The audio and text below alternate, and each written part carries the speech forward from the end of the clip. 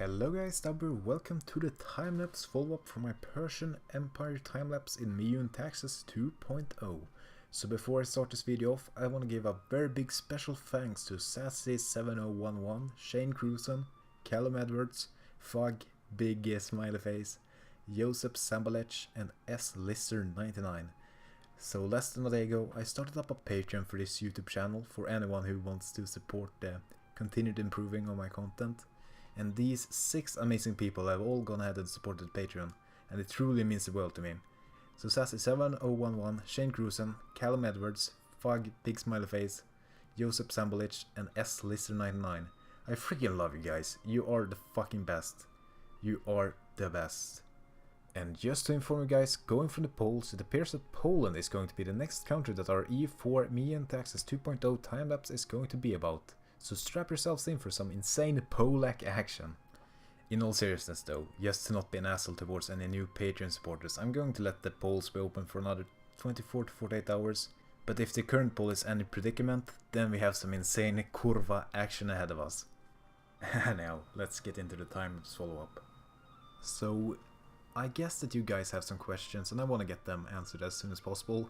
So if you're wondering what is going on here, what MNT does, it adds a cool looking angel on the side, and while that is very nice when you're playing the game, when you make time-lapse videos, it tends to get in the way if you want to add stuff here, so I went into the game and I simply cut the thing right through.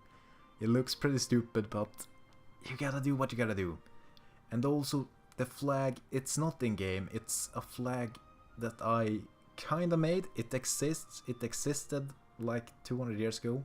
It was a flag that Iran or Persia, as it was called then by people who were not Persians, used. So it's a cool flag, and I thought, hey, now we're a monarchy, let's have a cool flag. So there is that.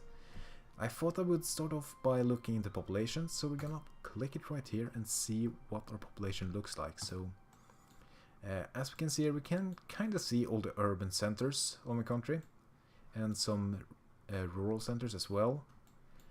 So the big ones that stick out immediately is of course Baghdad, with a population of over 161, which is 1.6 million. Of these 1.6 millions, 1.19 of those are rural population. How many is that? That is 360,000 of them are urban population, and 6 of them are upper class population. Then we have Ray, or Resh, Ray. I can't speak Iranian or Farsi, I'm sorry. It has a pretty big population, a total of 1.3.5 million, or 1.35. 1,350,000. Yeah, that's how much. The rural population is 1,100,000. The urban is 200,000 and the upper is 5,000. But let's look into my biggest city. You can't really see it here, but it's this little thing here. So I just noticed this. We have to change this here. In the map I call the city Shahabad, and maybe it's even a after Shahabad, or is it Shahabad? I think it's Shahabad. It sounds correct. I don't know. You have to if it's wrong, correct me in the description or the comments. I mean, so the rural population is not big. It's only 12,000 or 120,000. But the urban population, however, it's almost up to 600,000. So more than 500,000 people live in the city. That's a lot. That's a lot. And 80 of these, that's the total population, yeah, 800,000, whereby 9 are upper class population. Then we also have this interesting strip of land here where Tabaristan is in vanilla. I'm not sure if this area is called Tabaristan, let's see. Yes it is, it's called Tabaristan, cool. So there is really no cities to speak of here. There are some small ones of 1,000 population, but there is some really big rural population here. So in Gilan we can see that we almost have 500,000 peasants, The same in Shahashabar, where we have 430,000 peasants. Mazandaran we have almost 500,000 as well. In Gulistan we almost have 500,000 as well. Then my country is pretty much desolate areas. It's pretty empty in most places. We have some small settlements in the east that's kind of noteworthy, like Herat, which has a rural population of 31,000 and a urban population of 7,000. It's also the regional capital. It has a rank 2 capital, just as Baghdad. Oh, it has only a rank 1 capital. Huh. Maybe Tehran? No. Okay, I guess Herat is the only place with a rank 2 capital. Interesting. Oh well. But we also have Mashhad, which has a pretty significant population, as well as Samarkand. In India though, almost every province has a significant population. I mean Multan, 69 total population, Patan 72, Ahmadabad 73, Gujarat 51, Surat 55, Konkan 71, and all these places. Yeah, India is very populous. It's very populous. And that's why India is nice. But okay, so that's my population. Let's look a bit at other map modes. So trade. I get a lot of trade income from India. It is in large my #1 revenue of money. So currently I spend a lot of money on advisors and army maintenance. So to properly get a view of how much money I actually earn, let's kick these guys out. Let's sack them and let's lower our army maintenance to 0.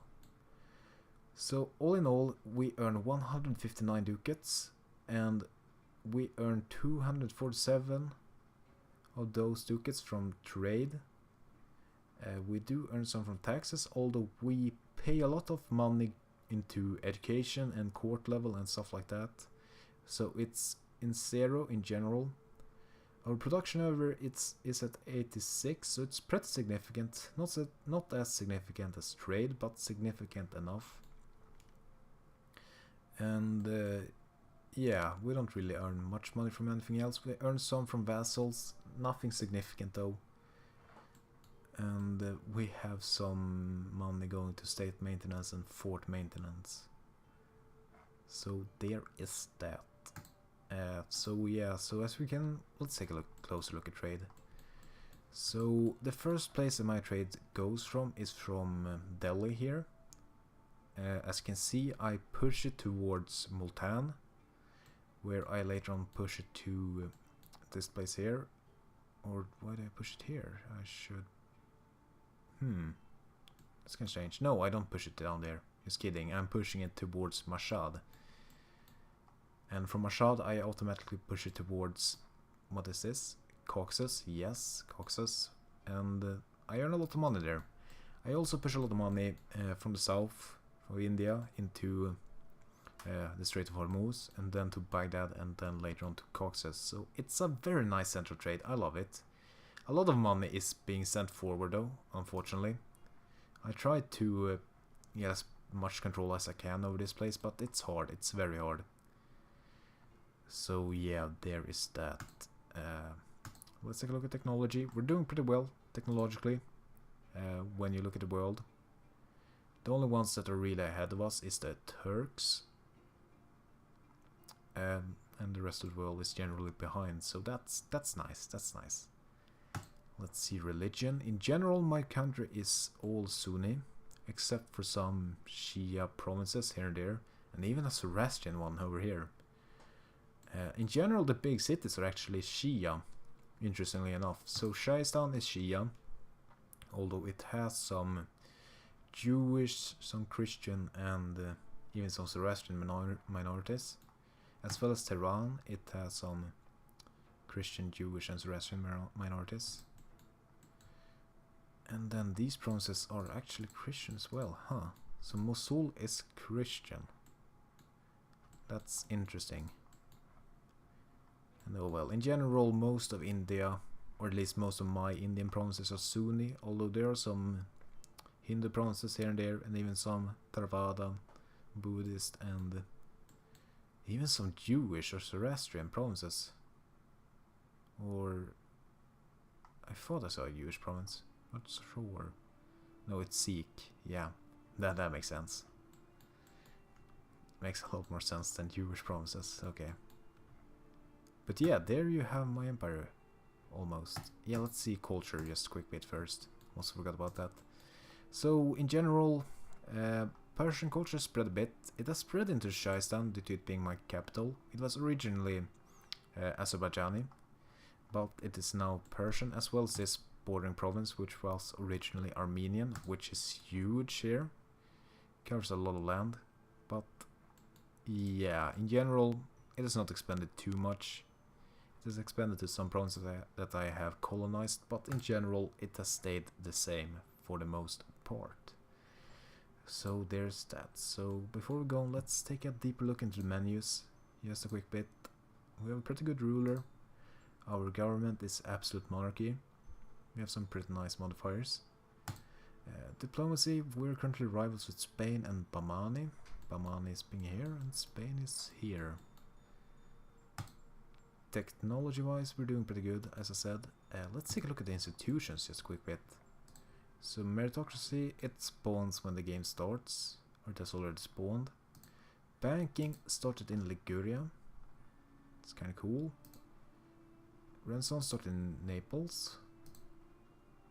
Casual literacy spawned in Bremen. Globalized trade spawned in Sevilla, makes sense. Manufacturing spawned in Xinjiang, interestingly enough. So that's kind of weird on its own. Even weirder though is that Enlightenment spawned in Kantakanda, or Karnataka. Yeah, I'm not gonna bother, but it spawned in India, in Bamani, which is pretty strange because they're kind of far behind technology wise. But yeah, sure, whatever you say, game. So because most institutions spawned in Europe or China, I was kinda in the middle of it and I did not really get much. Hence, I was not able to take that many ideas because I choose to instead have a better tech. Because I thought it would be better to be up to date with tech than ideas. And in general, I think that was pretty good. I did invest some money into administrative ideas, and I did fall behind in admin tech for quite a while. Although admin is not that important, so it did not hurt too much, but that was kind of the situation of my realm for quite a while. Okay, missions and decisions, nothing too interesting. I have centralized the state as a policy. And by the way, we can take a look at that. So our centralization is currently at 65 out of a maximum of 70. So that's pretty good. It gives us some pretty bad modifiers, but in general it gives us mostly good modifiers. So I think it's nice. I think it's worth it. So stability and expansion. We have 37. We have 14 states, and we can have 37. We have some rebels organizing, to say the least. We currently are a bit overextended. Not too much though. Nothing to worry about. Religious wise, the church is pretty influential. It's currently at 60% influence, and that gives them some modifiers that decreases the admin tech cost for me. Also gives me more missionaries and missionary strength. That is not that good because I have chosen to go a more tolerant route this game, and I have not really converted anything. As you can see, I have a pretty good tolerance, and my piety is in general pretty secular. I think, yeah, it's kind of halfway towards being fully secular. It's kind of hard to keep it fully secular or fully fanatic, but I try to keep it as secular as possible throughout the game, and I think I succeeded pretty well. So military wise, we have a pretty strong army. We have 99.7 army tradition, which is very nice. It's very nice. We're almost at full land force limit. That's very good. We have some very good generals. That's due to the army tradition. And our discipline is currently, what is it? 117%. That's very nice. So our subjects, here they are, as you know them. Can we, yeah, here we go. So I have 2 charters. I think I can display them here. Yeah, here we go. So I got India and I got Arabia to boost my trade. And then I have all these smaller vassal states that I show off in the time lapse. So the states, nothing too interesting. We can look at the stability and national quality. So development level, can't speak. My development level is very advanced. I'm currently level 8. I think that's the highest.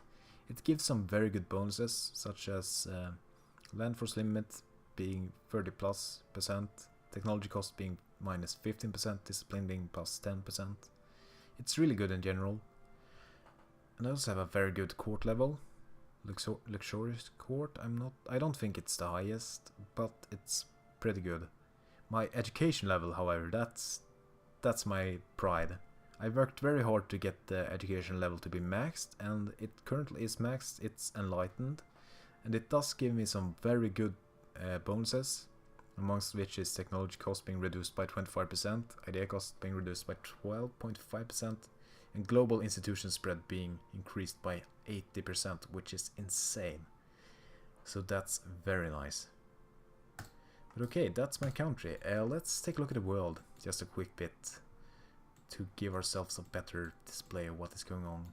Just do that, although I think we're gonna start off with the great powers. So, number 1 is Ming, with a population of 17,000.